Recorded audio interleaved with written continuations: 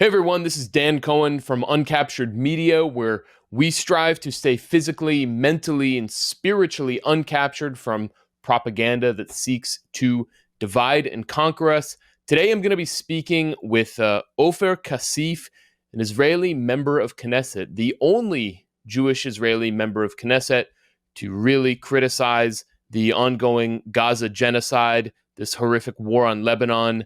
And he has just been suspended from the Israeli Knesset for a period of 6 months. So here we can see the time was suspended for his comments on the Gaza war, in particular the South African case brought at the ICJ accusing Israel of carrying out genocide in the Gaza Strip. So let's go ahead and bring Ofer in. Hi, Ofer. How are you?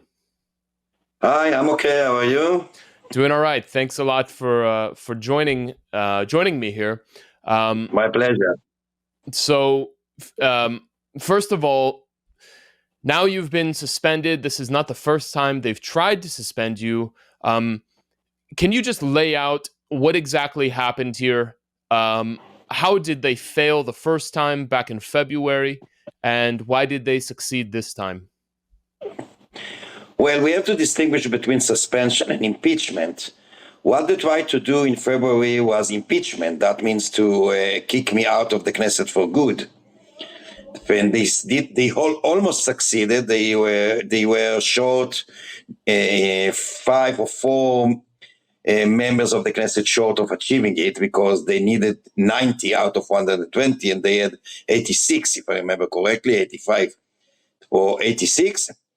Now it's not up to the Knesset at all. The suspension is as it were, an ethical decision made by the Ethics Committee, not by the Knesset. I mean, the Ethics Committee consists of 4 members of the Knesset, and surprise, surprise, all of them are belong to the right wing, and 3 of them, I may say, even the extreme right. And so this is an ethical decision, as it were, and a suspension. That means that in 6 months, I'm supposed to get back to the Knesset, and I'm still eligible to participate in voting. And so part of the issue, how they succeeded, is because of the differences in the platform. The platform, which platform? What do you mean? I mean that it was not up to the plenum to decide all 120, but up to 4 members of the ethics committee. So it was much easier, given especially that they are all part of the right wing. And as I said, 3 out of 4 that constitute the committee even belong to the far right. So it was much easier on them. And it is, as I said, an ethical decision. So it is not, it was unlawful in the first time when they tried to impeach me, but they used the law. Here it's not a law, but an internal, rules of the Knesset, which seemingly I violated, but obviously I didn't. But they decided that I did, because I must say this committee is biased, and the decision is, in my view, a scandalous decision. And but so it was made. Yeah, I want to show some of the comments we've seen in response. This is from that same Times of Israel article. We have the National Security Minister Itamar Ben-Gvir, who's perhaps the best known of the extreme right wing, who he himself has been convicted of crimes numerous times, dozens of times over the years, and he says he is now, as national security minister, in charge of all of the police in Israel. So he says the terror supporter Ofer Cassif should be permanently expelled from the Israeli Knesset and deported to Syria. 6 months is not enough. And so basically, he's calling for you to be stripped of your citizenship for the comments you've made, is what it sounds like. He doesn't say that explicitly, but deported to Syria. This is, maybe it's standard rhetoric from the Kahanists, the extreme right wing, but it would be one thing outside like you used to do, but being that he's in such a powerful position now, it has to be taken seriously, I think. And then another one I came across is here from Nissim Vaturi, who I believe is he a member of Likud, the ruling party. With he has like a photo, and he's vice president of the Knesset. Okay, vice president of the Knesset, so a very high-ranking official, and here he is kicking you. He's photoshopped or made this image in an AI of him actually kicking you. Physical violence. I mean, just the very fact that the ethics committee, that this concept of ethics even exists given what's happening in the country today, in Gaza, in Lebanon, in Israel, inside Israeli society, supposedly democratic Israeli society. What does this say to you about the state of affairs in the country and where things are going? I think that I said something last time we spoke. It was about 1 year ago, and I think that already then I said that the real intention of the government of Israel in attacking Gaza, then it was quite in the beginning, was not about the security of the Israelis or the state of Israel, but everything to do with the realization of the so-called decisive plan by Smotrich. Now, in a nutshell, the decisive plan, or sometimes it is called the subjugation plan, depends on the translation, that Smotrich, who is now the finance minister and minister within the Ministry of Defense, and is a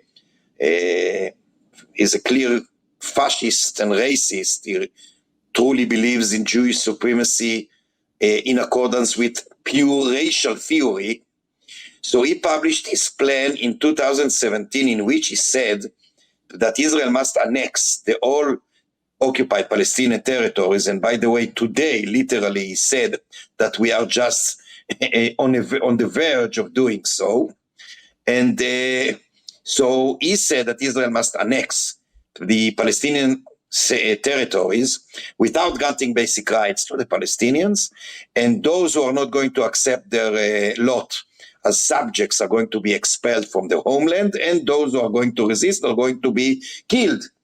Now, I mention this because this is exactly what we have been witnessing since day one of the attack, the Israeli attack on Gaza. They actually are not interested in the security of Israel and the Israelis. If they were, by the way, the first thing they would have done is to seal a deal in order to release the Israeli hostages. Everybody knows they are dying there in Gaza in agony, in terrible suffering. The government of Israel in general, and the thugs like Smotrich and Ben Gvir, and especially Netanyahu, are not interested. And by the way, there are now investigations of Netanyahu by the police and the security services. Netanyahu is not under investigation, but his chamber, senior figures in the prime minister's office are under investigation. Some of them are arrested, and they are suspected in stealing top secret documents from Gaza and forge them in order to justify the narrative and policy of Netanyahu not to release the hostages. Now, and this is part of the crimes that are now investigated. Anyway, the process of turning Israel into a full-fledged fascist regime is part of the decisive plan as well. because there are three basic strategies in the realization of this genocidal plan. One is the genocide in Gaza. Second is the ethnic cleansing in the West Bank. And third is to eliminate any remaindment of the so-called democracy in Israel. So this is part of the same plan.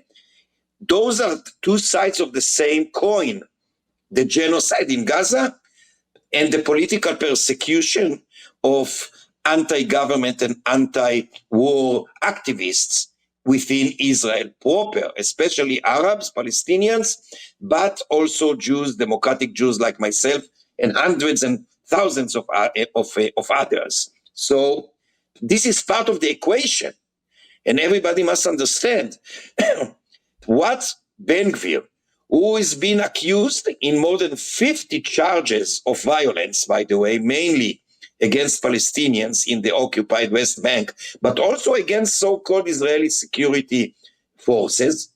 He was convicted 8 times, including in supporting terror. He is now the minister that is in charge of the Israeli, not only police, but the border police and some other segments. There is now another unit that is going to be established, which is called the National Guard. It's going to be under his direct responsibility. And he turned the Israeli police into his private militia.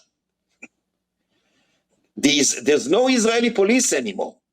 There is a private militia of the government in general, of Ben Gvir's in particular. The police is doing exactly what the minister wants it to do. It's against the Israeli law, but there's no law anymore in Israel either. So you can see that on the one hand, fascist thugs are free to do whatever they like, including penetrating into military bases in order to release suspects in sodomizing Palestinian detainees. There was no police there. They just invaded the military bases with no, police to stop them, because the secretary of Ben Gvir ordered them not to get there.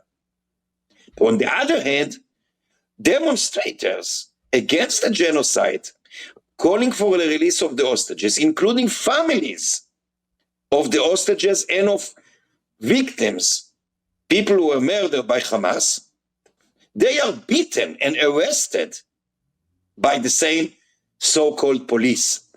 So I'm not surprised, of course, that Ben Gvir and his thugs and this gang called the Israeli government, they are interested in silencing us, in silencing and persecuting any voice that is raised against the ongoing atrocities and the genocidal activities in the Gaza Strip and elsewhere. So it shouldn't come as a surprise. But the threat and the danger is here.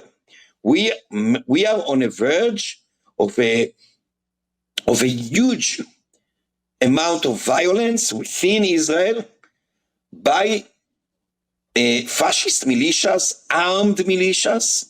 The first thing that Ben Gvir did as a minister of the so-called national security is to arm thousands and thousands of civilians, who, by the way, most of them have no experience in using arms. But still, he armed them. The vast majority of those are politically associates of Ben Gvir. And once they get the order, we are going to be targeted. We are going to be targeted by arms. It's just a matter of time. Yes, and for anyone who has spent time in Israel over, say, I don't know, I started reporting in Israel in 2014, and even in the 2014 war on Gaza, there were fascist mobs that attacked anti-war demonstrators. So I was there. Precisely. It's not even a new phenomenon, but they've reached a new level of power. And of course, with the October 7th attack, it gave them a pretext for to carry out their dreams that they had been imagining. They could only imagine that they would be able to carry out before this. And I want to point out that your suspension from the Knesset is again what you're describing as a symptom of a fascist takeover, and we see it also. I want to show this. Let me see. Bring this article in. The Palestinian citizen of Israel, the actress Maisa Abdelhadi, was in house arrest. She was under house arrest for 1 year, for an entire year. 1 and year. now she's been released for social media posts. They say some of these were WhatsApp communications that were actually private, as I understand. I don't know. Do you want to say anything about this case? Look, it's just the tip of the iceberg. There are hundreds of cases, mostly of Palestinian citizens, but also of democratic Jews. And I give you one example, but there are so many examples of citizens. I'm not talking about the Palestinians under the occupation who have been suffering from a military dictatorship for decades, but including now it penetrated into the Israel proper, first and foremost, against Palestinian citizens like the one you mentioned, but there are many others. 2 weeks ago, I visited a young teacher, a Palestinian teacher in the north of Israel, who's been arrested, viciously humiliated by the police. You know why? Because she just, posted on TikTok a video where she was dancing, and the TikTok, published the date. It was 7th of October. She was arrested as if she danced in support of the massacre. And this is, again, the tip of the iceberg. I have a good friend, Jewish. He's a teacher, almost a veteran, because he's been teaching for 40 years now. He's very close to retiring, but he's a very acclaimed teacher. And he only, almost 1 year ago, just a bit after the massacre by Hamas, he posted names, ages, and perhaps even photos, I'm not sure about that, of children who were killed in Gaza. Because, in Israel, especially the media, if I can call it like that, there's no media either now. Everything is, mobilized voluntarily, by the way. The media is, voluntarily joint forces with the authorities. But the media was, sorry.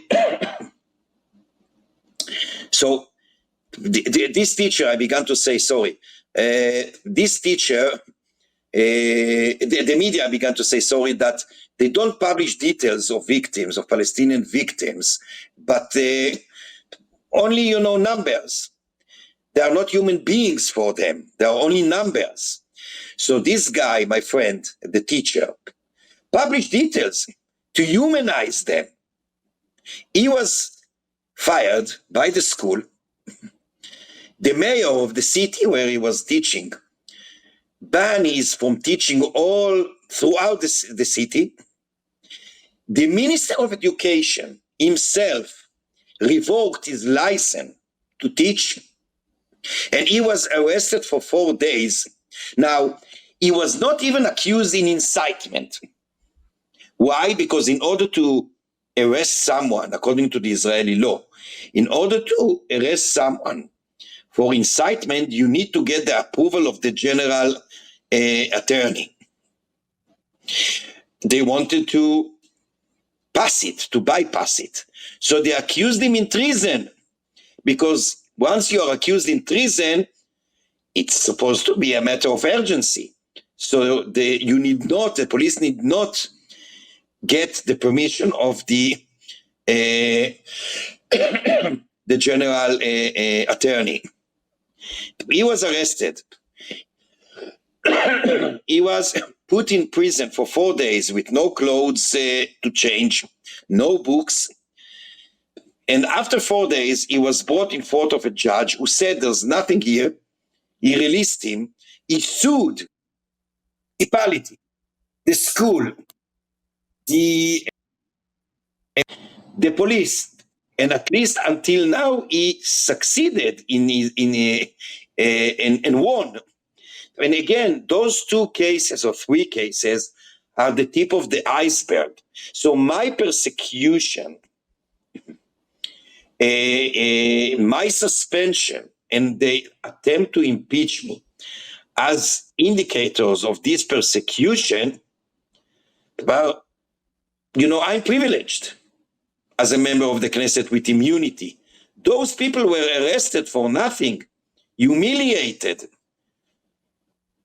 And this is exactly what's going on in Israel, and everybody should understand that. And I must say another thing.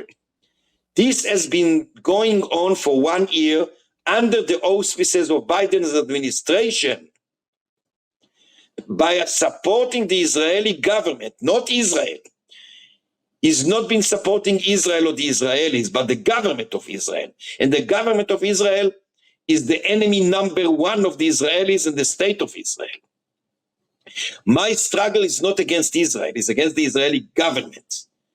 My struggle is to eliminate the vicious, murderous occupation, and of course the genocide and the atrocities, first and foremost because those are crimes, and it is, to say the least, immoral.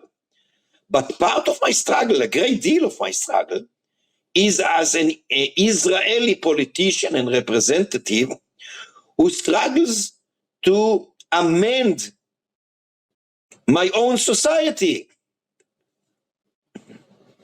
For me, Jewish legacy is first and foremost to struggle for justice. And those who want to silence me and shut me up will never succeed.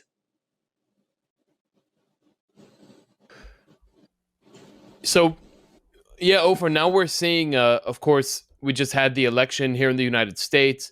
We're going to have another Trump administration.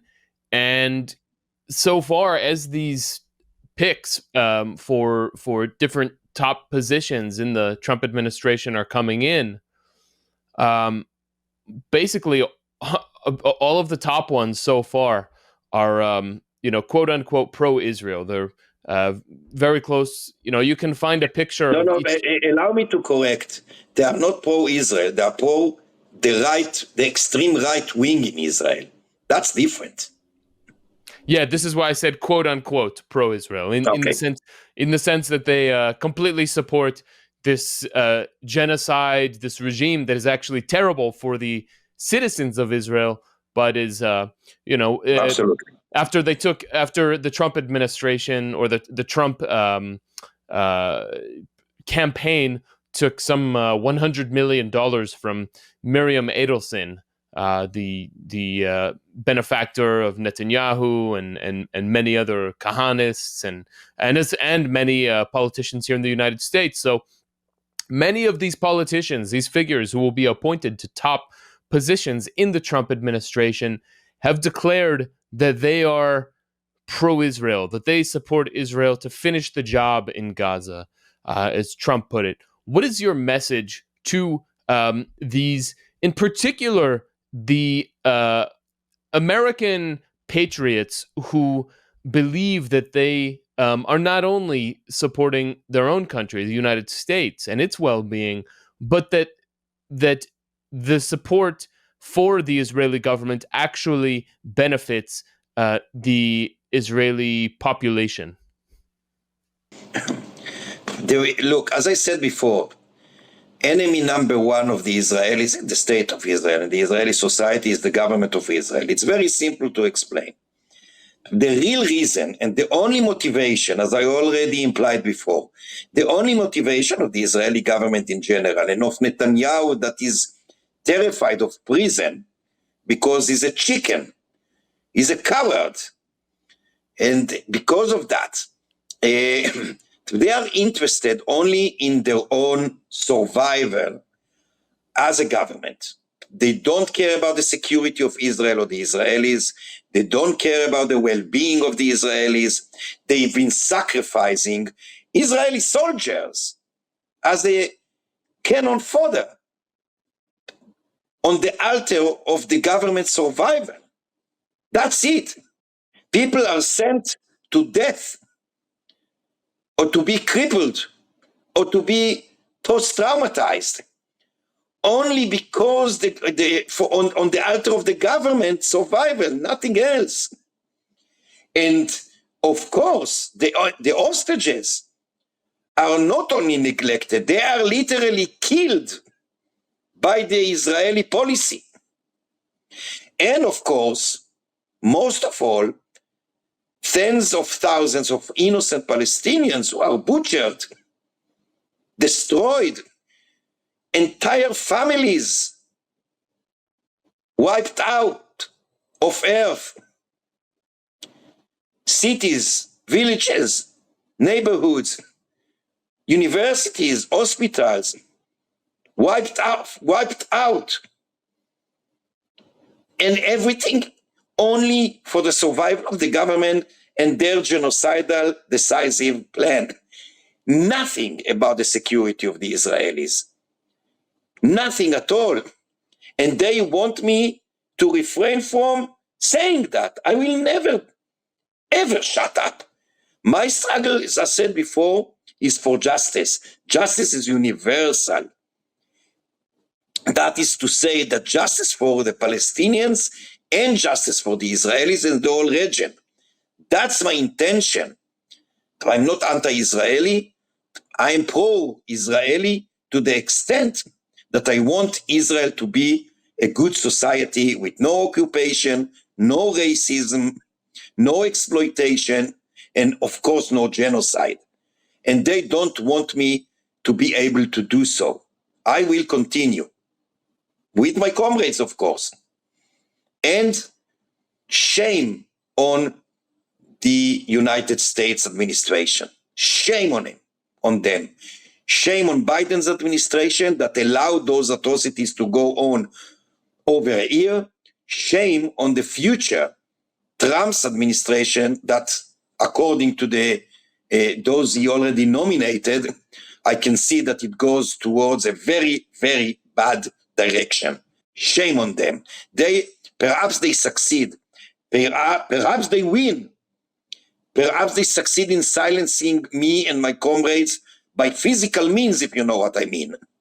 Because they have no other option. They will not shut us up if they, unless they use physical instruments, metaphorically as practically. But history will never forget that. History will never forget that. Will never forget their collaboration with those atrocities and crimes. Never, ever. And that doesn't, weaken my argument against the atrocities committed by Hamas. Quite the contrary.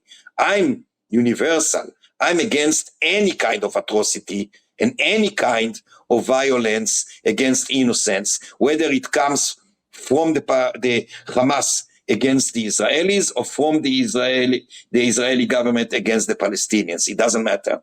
Atrocities are atrocities are atrocities. You were describing how the Israeli government is basically sacrificing the citizens of Israel in order to keep this war going on, to extend this genocide and carry out its plan. We see the frequently Israeli soldiers are being killed and maimed, not only in Gaza, but of course now in Lebanon too. And Israel is not a big country. It doesn't have a huge population, of course. So these each casualty is I think very significant.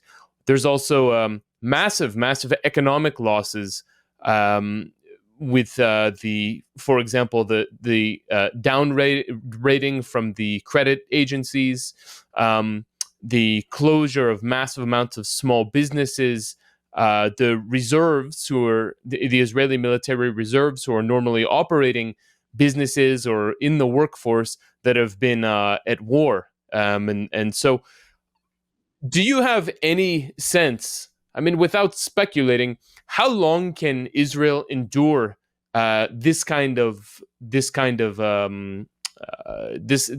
situation? We are on a brink of a total collapse. That's quite clear. You mentioned part of the things. There are some others. For instance, the new budget that is supposed to, pass in the Knesset very shortly is going to be directed not towards those who in need. It's not going to assist the Israelis in the north who are, uprooted from their houses for almost a year because of the ongoing missiles there. The budget is not directed at aiding the victims of the massacre last year in the south. It's not going to assist the elderly or the poor ones or the unemployed. Most of it is going either to the military and mostly to the illegal settlements, including, apparently, re-establishing pure Jewish settlements in the north of Gaza. There are already plans for that, and you can see the infrastructure. Up till now, the prime minister denies that those are the plans, but he's a pathological liar, so I wouldn't trust what he says. And you can see the infrastructure, you can see the plans. Some of the ministers and the members of the Knesset, let alone activists outside of the political establishment, are very explicit in saying that they are going to establish settlements in Gaza. Some of them even talk about the entire strip, not only the north, and the money goes there. And, the level of poverty in Israel is on the rise. And as you said, there are many people. I just put aside for a second my criticism, of course, of those who participate in the genocide, etc., etc. But there are some people who have been in, reserve service for 200, 300 days. And they are not compensated properly by the state, by the way. So they lose their businesses sometimes. Some employees are lost or may lose their jobs. People, there's a serious risk of, dissolution of families. Kids do not recognize their fathers, sometimes their mothers too, because they are away for a year or for many months. So the whole Israeli society, on top of the atrocities I mentioned, the genocide, the war crimes, etc., on top of that, the Israeli society itself is collapsing. And you see, I am accused by the Ethics Committee and the majority in the Knesset, and I assume the majority among the Israeli public as well, as if I am against Israel and harm the interests of the Israeli society and the image of Israel abroad. Me? This is what the government is guilty of. They should pay the price. They should go out. They should go, back home, if not to prison. But everything is upside down. I mean, at this, here's a question for you. There's been massive demonstrations. There have been massive demonstrations against the Netanyahu government, calling on him to resign. It doesn't seem like they're very big anymore when some of the captives in Gaza were killed, especially some of the younger ones. There were big demonstrations. Why is it that Israeli society has not been able to, has failed to get rid of the Netanyahu government to this point? I mean, I know, of course, the police have cracked down on them, but I mean, even aside from that, do you think there's a deeper ideological reason? How do you understand how has the Netanyahu government survived this long? Look, first of all, it's not a secret. Everybody knows, including in Israel, that I am anti-Zionist, and I think that the Zionist ideology is not only, guilty in the Nakba and other crimes against the Palestinian people, but the Zionist ideology is also against the interest of the Jewish people. And I think this is part of the ongoing, brainwash, the militarization of the Israeli society, the sense of Jewish supremacy, even if not in the racial sense, in the political sense. That is to say that the state of Israel, as if it belonged mainly to the Jewish people rather than to the indigenous Palestinians, etc., etc. So you cannot ignore the influence of 76 years since the state of Israel was established and many years before of this Zionist brainwash. But on top of that, there is a poisoning machine that Netanyahu has been employing for so many years. So he has power within the media, radio, television, newspapers. He has power all over the place, and especially among herds of violent fascists who sometimes take the streets against the demonstrators, etc. People are afraid. I mean, I know personally many people who are not going anymore to demonstrate because they are afraid.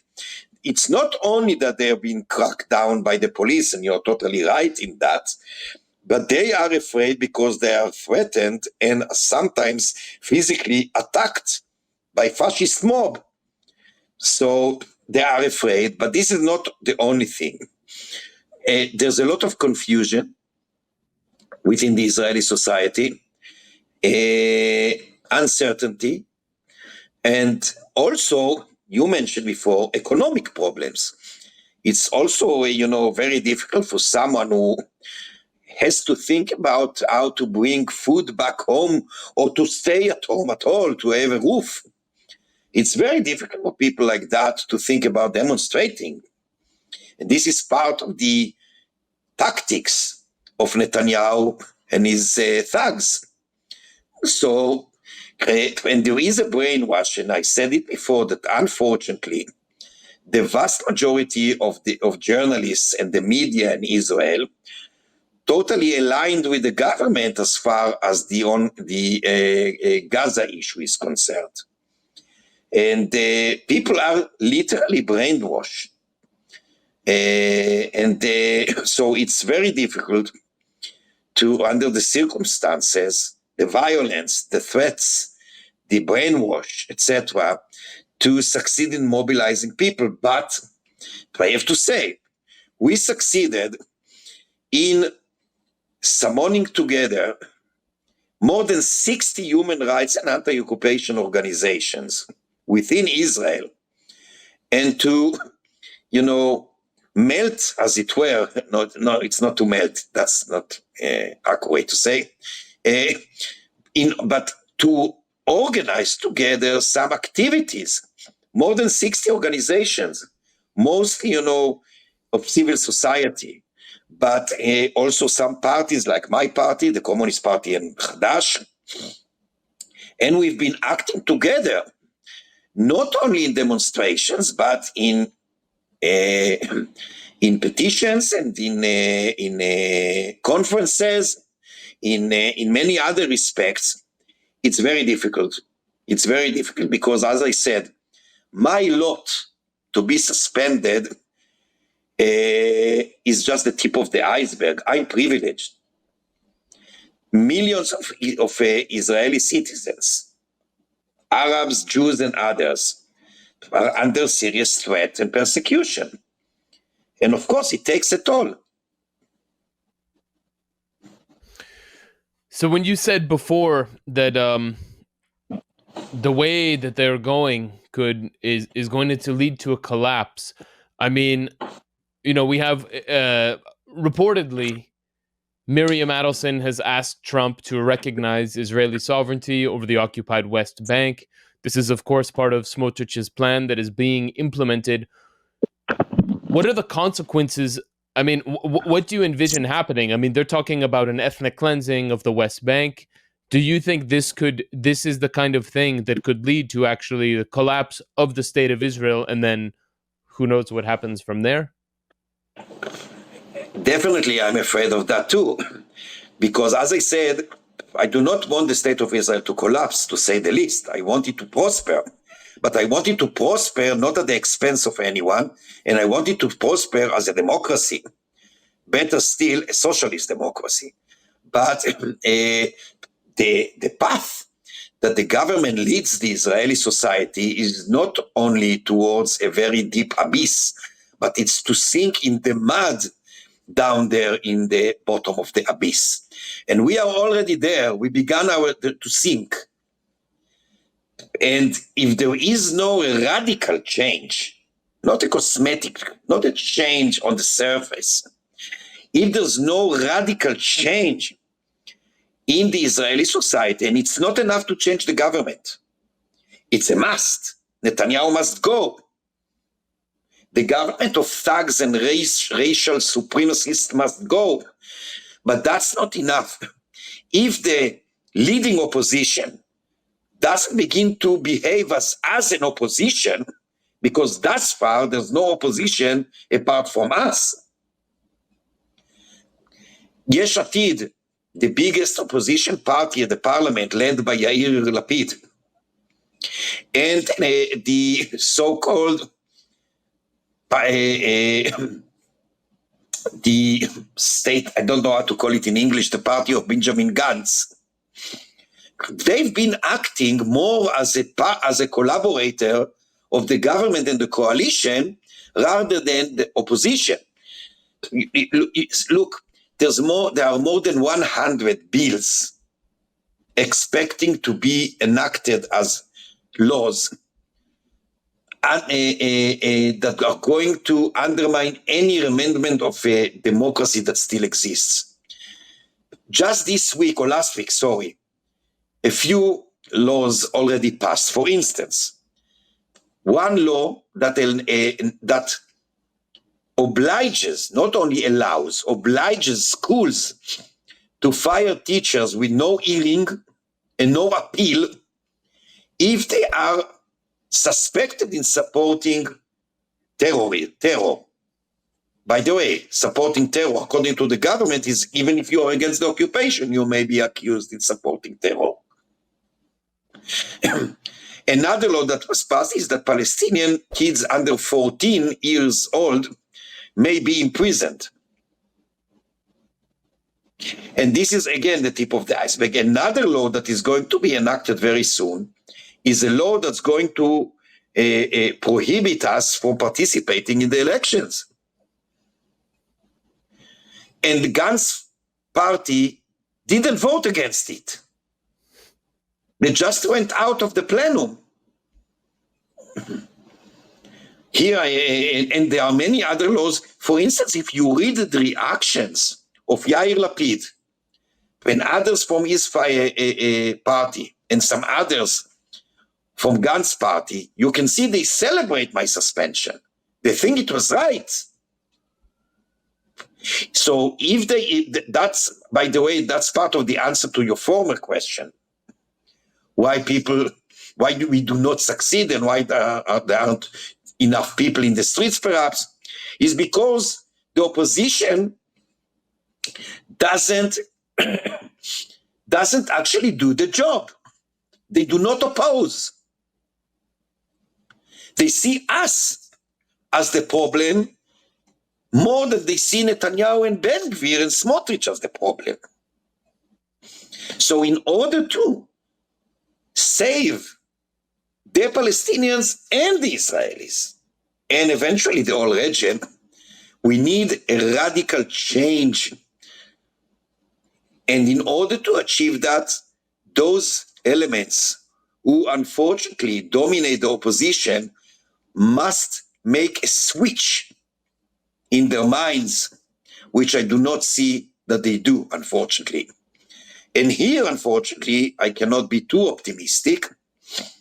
If Trump's administration is going to do what I'm afraid it's going to do, then it's going to lead to a terrible catastrophe in the region, to a carnage that we've never experienced, of Palestinians, of Lebanese, of Israelis, of perhaps Iranians, Syrians.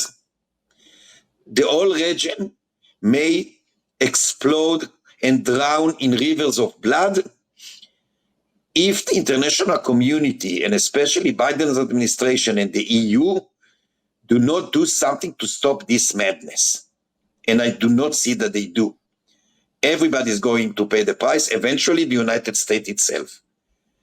Because a regional war is going to lead very, very rapidly into a global one. Right, and now we're waiting on Iran's response from the last Israeli attack, and Iran has promised that there will be one. So it's a perilous moment. On top of the unspeakable atrocities that we witness every day. That here in the United States, I wake up every morning and look at my phone and see the horrors of the Gaza genocide that are burned It's into terrible. my brain. They continue to wipe out, entire families. The Alush family, a Palestinian Alush family in Gaza, 36 people were killed a couple of days ago in one bomb. And it's not one example. Unfortunately, there are so many. Mm-hmm. And I'm speaking to you as well as someone who lost dear friends in the massacre committed by Hamas. People must understand there is no zero-sum game. It's not as if Israel wins and the Palestinians lose, or vice versa. It's either a win-win situation in which Palestinians and Israelis win by achieving peace and justice, or a lose-lose situation in which both Palestinians and Israelis are going to perish. Those are the two alternatives, no third. Exactly. All right, Ofer. Well, thank you so much for your time and your effort. Thank you a lot. Look forward to doing it again. Me too. Thanks.